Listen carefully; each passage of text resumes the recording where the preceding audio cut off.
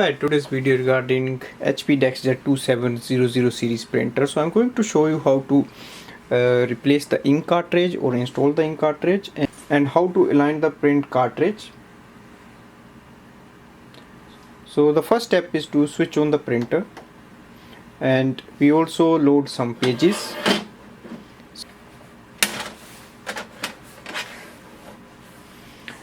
Now once the printer is on and its display screen is working, now we can open the ink cartridge door, and you will see the cartridges will move to the center. And now you just have to press and hold, so press it downwards, both black and color, and it will come out. Now this printer uses ink cartridge number 67, so you can choose different sizes from that.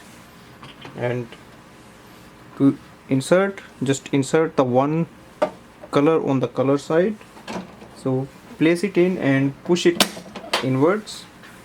Same for the black, place it in, slide it in and push it inwards and close the door.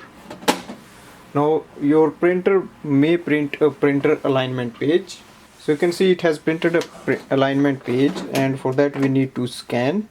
So place it on the top scanner facing downwards, close the lid and press the copy button and it will scan. So that's the way we can replace or install the ink cartridges.